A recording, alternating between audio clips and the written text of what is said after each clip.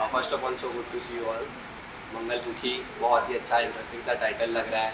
मैं आपसे जानना चाहूँगा पहले कि कब इसकी शुरुआत हुई, क्योंकि हम आपको ऐसे social media influencer and content creator ज़्यादा जानते हैं, बट एक्टिंग जर्नी कहाँ से अप्रोच हुआ एंड देन हम आपको क्या आएंगे। Of course, मेरा तो first time था and Priya ma'am had approached me. She's the writer and the producer and she was so sweet and she told me कि मैंने तुम्हारा जो स्टॉक देखा है and आप ही मेरी मंगल हो, please I really want you, and she made me feel really comfortable. But शुरू में जब भी character आया I was scared because I am nowhere close to a police officer and you know वो lifestyle बहुत अलग था मेरा और character का. But then I think हमारी identity and a lot of our experiences on an emotional level similar थे. So उसको गेज करके I realise that this is the right character for me. आप दोनों बहुत टेलिविजन रह चुके हैं। टेलीविजन से वेब शो जब ये ऑफर हुआ आपको, जब आपके कैरेक्टर्स के बारे में बताया गया, आपके क्या थॉट्स थे उसके? मैं चाहता हूँ कि प्लीज़ आप बताएं। आप चाहें? मैं बताऊँ? Ladies first. नहीं नहीं, लेडीज़ के साथ साथ सीनियर भी है हमारी। इतनी भी सीनियर नहीं हूँ बट या it's very different and I feel कि मैंने तो एक्चुअली एक वेब सीरीज़ मैंने की हुई ऑलरेडी और ये मेरा पहला वेब सीरीज़ ऑन एयर अभी आने वाला है। जो मैंने पहला किया था वो अब आने वाला है so I think it's a debut perhaps मैं यही बोलूँगी कि यही मेरा पहला वेब सीरीज़ है एंड as she said कि Priya again she approached me for this character and when I heard about the character I was totally thrilled. मतलब कि इससे बढ़िया अभी कुछ नहीं हो सकता for the time being. मतलब वो वैसा कैरेक्टर है जो अब तक मैंने प्ले नहीं किया है and you will find actually a different Rati Pandey in it. So I have worked a lot for this character and मैं ज़्यादा बता नहीं पाऊँगी. So yeah, I'm quite excited working with her. It was totally thrilling. We are best friends. We get along really well. This show is about our friendship. It's आपने English को बाहर छोड़ दिया इस फ्रेंडशिप से। इट्स ओके, Girl बड़े बड़े है। शहरों में ऐसी छोटी छोटी बातें होती रहती हैं। आप हिंट ही समझ लो. मतलब ये बेस्ट फ्रेंड्स मतलब मिसगाइड ही कर रही है आप. निशा आप क्या कहेंगे, पुलिसमैन प्ले कर रहे हैं, कितने ज़्यादा एफर्ट्स लगे पुलिसमैन कैरेक्टर प्ले आने में? यार मैं हमेशा जब से एज एन एक्टर मैं इंडस्ट्री में काम कर रहा हूँ और मैंने काफ़ी टाइम तक बॉय नेक्स्ट डोर वाले रोल किए, क्यूट रोमांटिक, ये सब मैंने काफ़ी किया और जिसमें मुझे काफ़ी अच्छा रिस्पांस भी मिला। People accepted me as a hero और मेरे इसलिए भी बैक टू बैक शोज़ मिलते गए। फिर मुझे ये था खुद को इवॉल्व करना था, तो मैंने ट्राई किया पहले भी लॉयर का कैरेक्टर ट्राई किया and I try district magistrate. तो मुझे समझ में आया कि ये सब जो चैलेंजिंग रोल्स होते हैं मुझे मज़ा आ रहा है इनको करने में। और तो जब उसी दौरान मेरे पास ये शो आया कि मैं I will play Mumbai cop, तो और टॉपिक बहुत अच्छा था और ये ऐसा टॉपिक है कि मैं कहीं ना कहीं इस कैरेक्टर से रिलेट कर पाया कि everyone should be treated same. तो फिर कहीं ना कहीं ये बात में मैं बिलीव भी करता हूँ। तो ये था, फिर मेरा कैरेक्टर बहुत इंटरेस्टिंग था, स्टोरी बहुत अच्छी लगी, तो आई वाज वेरी हैप्पी कि यार ये करना चाहिए। So then I give the audition. तो ऑडिशन देने के बाद मुझे लगा नहीं था क्योंकि सीरीज़ है और मैंने टीवी किया है, तो मैं बिल्कुल मुझे पता नहीं था कि ये मेरा हो जाएगा। So I give my best without extra efforts. तो वो फाइनली हो गया और ये सीरीज़ बन गई और आज ऑन एयर हो रही है, तो आई एम वेरी एक्साइटेड। कहीं ना कहीं just not just a series है, क्योंकि कहीं ना कहीं टॉपिक बहुत सेंसिटिव है एंड एक ऐसा इशू है जो कहीं ना कहीं इंडिया में साइडलाइन हो जाता है, इतना ज़्यादा बात नहीं होता।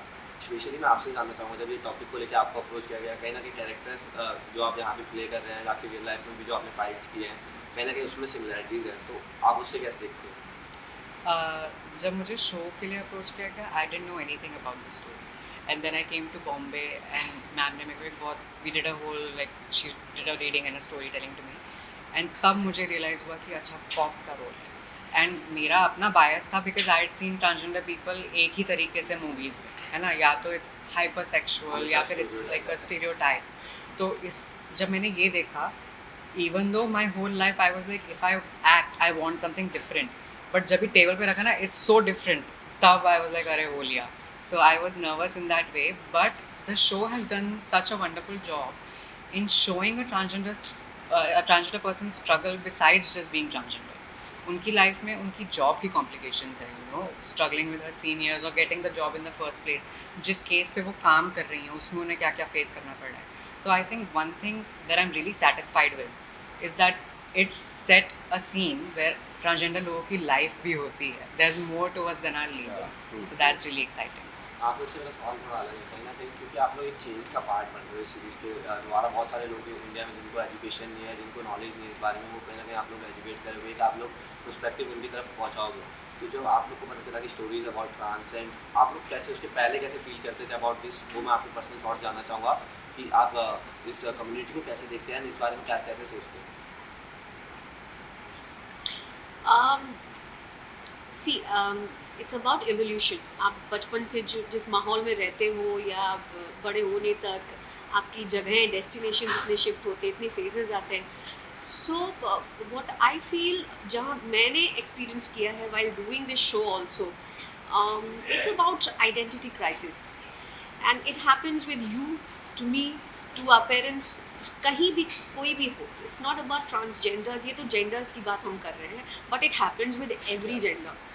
तो इट्स अबाउट आइडेंटिटी क्राइसिस। जैसे ये अपनी आइडेंटिटी क्राइसिस के लिए लड़ रहे हैं। It's the show is all about कि भाई अगर मैं कॉप बन गई और अगर मैं ट्रांसजेंडर होगी तो क्यों कॉप नहीं बन सकती। सो नॉर्मल लोगों के लिए भी, even what the character that I am playing in the show, it has an emotional touch to it. That's why I am also fighting for my identity. तो वो कैसे रिलेटेबल है दोनों जेंडर्स में, वो दिखाया गया है इस शो में। तो आई फील कि हम हर कोई अपनी आइडेंटिटी क्राइसिस के लिए लड़ते हैं, और उसकी जीत जब हमको मिलती है, और हम आइडेंटिटी एक्चुअली हम अब देखें तो हम अपने काम से देखेंगे कि हमारी आइडेंटिटी ये है, बट हम बचपन से अपनी आइडेंटिटी के लिए लड़ते रहते हैं। So I feel it's totally emotional. जो भी है ये इमोशनली रिलेटेड है, एंड मैं हमेशा इनके साथ खड़ी हूँ, और हमेशा मैं अब मैं तो बिल्कुल भी कभी बायस नहीं थी, मैं कभी जेंडर बायस थी भी नहीं। इट्स योर चॉइस, और I think we should give them freedom, why not. या हम लोग सब ह्यूमन है, और क्यों नहीं, काम सबके लिए बराबर है। सो मैं तो इक्वालिटी पे ही बिलीव करूँगी। आप वो कैसे फील हुआ इस बारे में? एंड स्पेशली देखो, आप ये जानना है एला से मिलने के बाद कुछ ऐसा है जो आपको और पता चला जो कि शायद पहले नहीं पता था? हाँ बेसिकली मुझे इस टॉपिक के बारे में हमेशा से पता था। मैं जब दिल्ली में था तब तो मुझे इस टॉपिक के बारे में कुछ नहीं पता था, ट्रांस के बारे में क्या होता है कैसे होता है। I only knew about the किन्नस बचपन में। तो जब मैं यहाँ पर आया मुंबई में आया, तब धीरे धीरे जब मेरे फ्रेंड्स बने, वाया वाया मुझे मैं इवॉल्व होने लगा एज अ ह्यूमन। तो मेरे को थोड़ा थोड़ा इस बारे में पता चलने लगा। सो मैं पर्सनली, मेरे को कभी ऐसा नहीं हुआ कि दिस इज़ नॉट राइट और दिस इज़ नॉट रॉन्ग। मैं दोनों फेज़ में नहीं था, बट मेरे लिए था कि वी ऑल आर ह्यूमन, हमारी अपनी चॉइस है। तो तब तक मेरा यही था। फिर धीरे धीरे और भी मेरे फ्रेंड्स हैं, they are gays but they are into casting, they are into coordination, they are producers. तो उनके बारे में पता चला। तो हर कोई आपके ऊपर ट्राई नहीं करता। तो ये भी पता चला कि ये हमारी तरह ही होते हैं, इनमें कुछ अलग नहीं होता है, इनकी फीलिंग अलग है। इट्स जस्ट दैट जो मुझे समझ में आता है, I just say what I feel without filter is कि एक लड़की की बॉडी में एक फीमेल की सोल है, या एक फीमेल की बॉडी में एक लड़के की सोल है। और वो यहाँ पे नहीं गलत हुआ है, यहाँ पे नहीं हुआ है कि डॉक्टर्स ने कुछ गलत नहीं कर दिया उनके साथ में, है ना। वो ऊपर से ही आया है। तो जो चीज़ ऊपर से आई है, जैसे अगर मैं लड़का आया तो मैं लड़का आया हूँ ना, अगर कोई लड़की आई तो वो लड़की आई है। और अगर किसी की सोल मिक्स एक्सचेंज हुई है, मेरे को जो पर्सपेक्टिव समझ में आता है वो ये है कि तो जो ऊपर से आया है we have to accept that, और इंसान को इंसान की तरह देखा जाए बस। तो ये मेरा था पर्सपेक्टिव। और फिर जब मुझे पता चला कि जो मेरी को एक्टर है एला, वो रियल लाइफ ट्रांसजेंडर पर्सन है, तो इनके जिस तरीके से इन्होंने अपनी पूरी लाइफ देखी, क्योंकि हम सब अपनी लाइफ में अपनी अपनी चीज़ों में इतने बिजी हैं कि हमारे पास हम इतना ध्यान नहीं देते हर टॉपिक में। हमें जिस चीज़ से मतलब है एज ए ह्यूमन, हम उसी चीज़ पे ध्यान देते हैं। किसी को सीएम बनना है वो सीए पे ध्यान देगा, किसी को एक्टर बनना है एक्टिंग पे। मतलब हमारे पास ये टॉपिक्स हैं। बट मेरे को इस टॉपिक के बारे में इस शो के दौरान एला से मिला, तो पता चला कि उसकी जर्नी क्या है, उसकी लाइफ में कॉम्प्लिकेशंस कितने हैं। तो इसी थ्रू मुझे और ज़्यादा नॉलेज मिली अबाउट ट्रांसजेंडर। एला, मैं आपसे जानना चाहूँगा, शो तो अब आ रहा है लेकिन आप ये जो फाइट लड़ रहे हैं कहीं ना कहीं आप तो बहुत ओपन अप है इस बारे में। सोशल मीडिया पर भले कितने भी ट्रोल्स होते हैं, कितने भी कमेंट्स आते हैं, कितना भी हेट होता है, but I have always seen you कि आप अपना पॉइंट एंड अपना स्टैंड जो है बहुत ही ओपनली एंड बहुत स्ट्रांगली रखते हैं। तो ये जो पूरी जर्नी है, जिस तरीके से आपको फाइट करना पड़ा, क्योंकि मुंबई में फिर भी मुझे लगता है कहीं ना कहीं थोड़ा बहुत है ना इस बारे में थोड़ी अंडरस्टैंडिंग ज़्यादा है, दिल्ली और ज़्यादा थोड़ा मुश्किल है वहाँ सर्वाइव करना। एंड ये जो यहाँ तक का सफ़र है ये कितना मुश्किल है? आई थिंक जितना भी मुश्किल रहा है बहुत इजी रहा है, बिकॉज मेरी फैमिली जिस तरीके से उन्होंने इस चीज़ को हैंडल करा, not that they come from बहुत प्रेस्टिजियस एजुकेशनल बैकग्राउंड, बहुत एकेडमिक फैमिली नहीं है मेरी, but I think our family unit is very strong. Love is the underlying feeling that is there for everyone. So मैंने जब मेरे parents को बताया, they were against it, but not because of personal biases और agendas, they were against it because they were scared कि मेरा क्या होगा, कि दुनिया वाले मेरे को तंग करें या कुछ करें. So even the struggles that I've faced didn't feel as bad because I had them all along. अगर मैं अपना आधार पे जेंडर भी चेंज करवाने जा रही हूँ, my father is standing next to me. अगर वो ऑफिसर मेरी बात नहीं सुन रहा है तो पापा की तो सुनेगा. You know how man listen to me. तो वो वाला, in that way I have been very lucky. I went to a private school, the kind of education that I've had, and luckily my school was also next to like this foreign embassy, so all these children and students were coming from outside countries, so on some level they were also somewhat sensitized. तो मेरा journey, even though आप मेरी talks और मेरी speeches सुनेंगे तो may be you will get very emotional कि कितनी हार्ड जर्नी थी, but the curve ball is, at least in this country, I'd say it's one of the most privileged journeys in every sense, financial, socio-cultural, educational. तो उस वे में I think I find myself very gifted, but the truth is, like I always remind people, there are people who are more talented, there are people who are stronger, there are people who are prettier, but there are people who are just not as lucky. जो red light पे हैं, जो brothels में हैं, they have everything I have other than resources.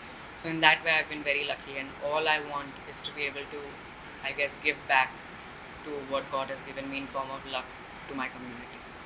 Social backlash जैसे होता है, social media trolling, ऐसा कभी कोई इंसिडेंट हो जो सोशल मीडिया ट्रोलिंग से बढ़ के कहीं आगे तक गया, ऐसा कभी आपके साथ कुछ इंसिडेंट हुआ है? Not necessarily, touch wood, because एक तो मैं घर से, I'm kind of a homebody, तो मैं ही सोशल मीडिया से बाहर नहीं निकल पा रही हूँ, तो वो क्या आएंगे. And the second thing is, like I said, I don't know how to tell you this, but like जब आपने सामने से बुलिंग देखी है, आपने अपने घर वालों से बातें सुनी है, तो comment like how will it bother you seriously. Like phone तो टक बंद कर दिया ना, तो कहाँ गया hate comment. So I feel like हाँ, LGBT people we have bigger fish to fry, तो ये किटपिट में हम पढ़ते नहीं. And I always say I am a businessman's daughter, good और bad comment is comment. Brand तो देखता है ना 100 कमेंट आए, अच्छे बुरे क्या, मैं छाप रही हूँ फिर से, I am happy. So I been lucky. कितना पॉजिटिव माइंडसेट है आपका. आप मुझसे जानना चाहूँगा, एज एन एक्टर OTT जो डेवलप हुआ, जिस तरीके से एज एन एक्टर आप लोग को कितना ज़्यादा मौका मिलने लगा है कैरेक्टर के शेड में जाने के लिए, टू प्ले, क्योंकि टेलीविजन में आप एक ही कैरेक्टर को बहुत टाइम तक प्ले करते हो. यहाँ पे वेब सीरीज में क्या होता है कि कैरेक्टर को डेप्थ में जा सकते हो आप थोड़ा. तो ये जो अप्रोच है, ये कैसे आप लोगों ने मैनेज किया है, कैसे फील करते हो? नहीं, मैं ये जो टीवी और OTT में मेरे को डिफरेंस बस यही लगता है कि OTT में टीवी में कुछ हमारे पे बाउंड्रीज होती हैं कि हमें उसमें उसको ध्यान रख के करना होता है, क्योंकि वो हर रोज़ आ रहा है, उसको फैमिली बैठ के देख रही है. बट OTT में कुछ स्पेसेस ऐसे होते हैं जिसमें फैमिली देखती है, किसमें नहीं देखती है, एडल्ट साइन होते हैं, बहुत सारी चीज़ें होती है OTT में.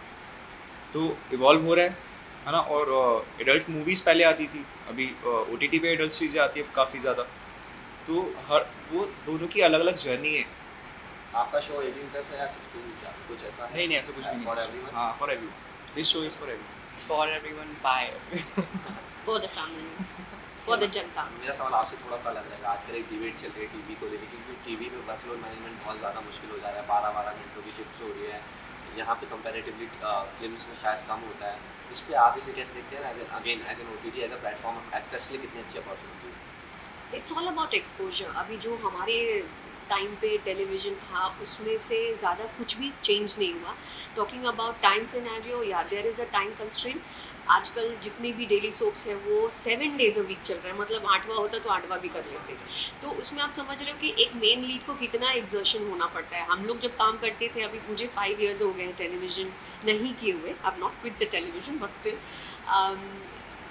I'm saying that कि हम exploring other opportunities जो अभी मिल रहे हैं हम सबको. तो हम इस ऐसे एरा में है ना अभी फ़िलहाल, जहाँ पे opportunities बहुत हैं. हर एक एक्टर, हर एक एज ग्रुप के लिए काफ़ी अपॉर्चुनिटीज़ हैं. लेकिन जब तक टेलीविज़न था तब तक एक रडार था, तब तक एक बाउंड्री थी.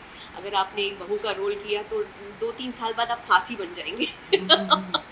उसके बाद दादी बन जाएंगे. सो बहुत लिमिटेड है टेलीविज़न में.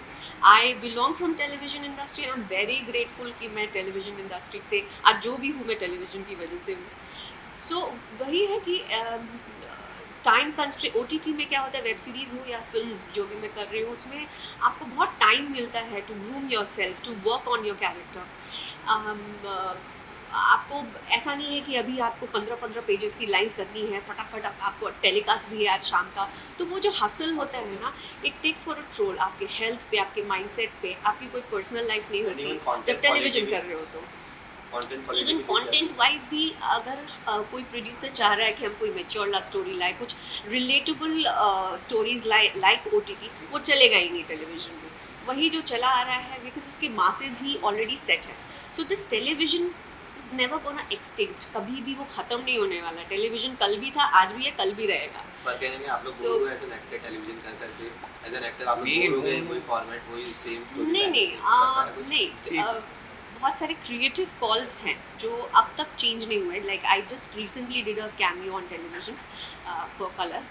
तो डिफरेंस है, जो क्रिएटिविटी पहले हुआ करती थी, अब कोई भी, अब सब एक्सप्लोर कर रहे हैं कि हम टेलीविजन में जाके थोड़ा सा देख ले, AD बन जाते हैं, ये कर देते हैं, तो वो ग्रूमिंग उतनी अच्छे से नहीं हो पाती है, बट धीरे धीरे करते करते वो ठीक हो जाते हैं।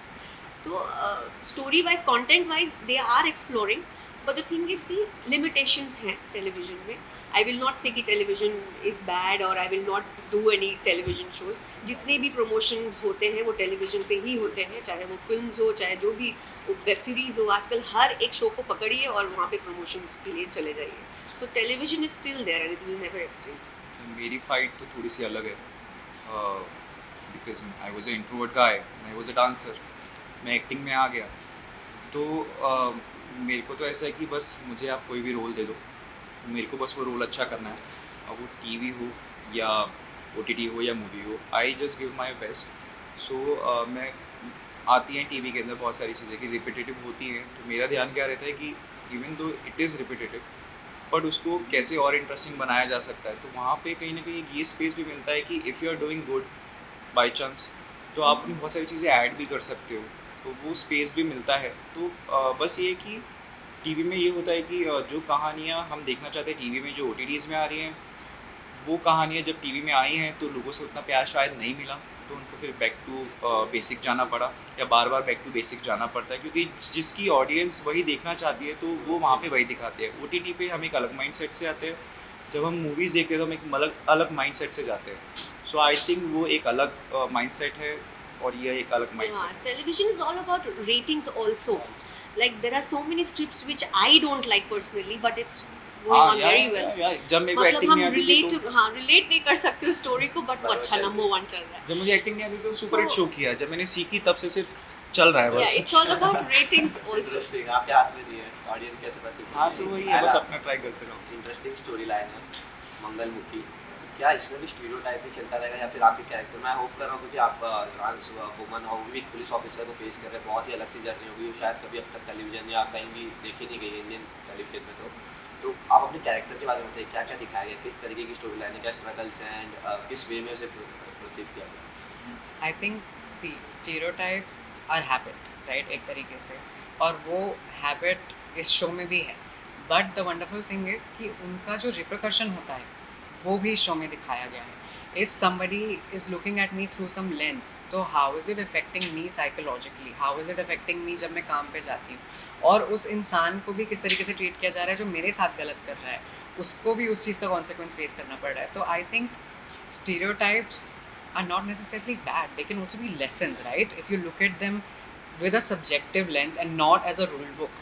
तो I think उस वे में Wow. Well said, yeah. Yeah. Very nice. हाँ. so in that way they are a part of the show but as a lesson. Time भी कमी है, आप तीनों से मैं कहना चाहूँगा कि अपने फैंस के लिए जो शो आ रहा है उनके लिए शो के लिए शाउट आउट है। आपका कैरेक्टर बहुत इंटेंस लग रहा है, कुछ अलग सा लग रहा है, आप बहुत जच रहे हैं। दीदी भाग गई है सर। पुलिस के रोल में बहुत जच रहे हैं। Thank you thank you. So तो मैं बस यही कहूँगा कि जैसे आप सबने मेरे बाकी शोज़ को प्यार दिया है, वैसे मेरी एक न्यू जर्नी स्टार्ट हो रही है। डेब्यू कर रहा हूँ मैं, मेरा फर्स्ट डेब्यू है सीरीज़ में, और प्लीज़ देखिए, और वैसे ही जैसे पुरानी शोज़ को प्यार दिया, आगे भी मुझे ऐसे प्यार देते रहिए। क्या देखना चाहेंगे? मैं तो कहूँगी कि हम सबके लिए आप ये शो ज़रूर मंगलमुखी देखिए, and specially for Ella, she has done a very good job. It's a first first क्या बोलूँ फर्टर्निटी Acting. में इसका पहला कदम है. Hmm. So and I wish her all the best. And I think कि सभी लोग बहुत रिलेट कर पाएंगे इस शो से. It's not about only transgender people, but it's about, as I said, that identity crisis. So it's totally emotionally attachment जो होगी audience को इस show से. So definitely watch it. And it is streaming on Hungama OTT right Hungama now. OTT Please right watch it now, now. Watch it. guys. Comment for link. Thank you so much for Thank you. this conversation. Thank you. Wish Thank you so Thank much. you. Bye.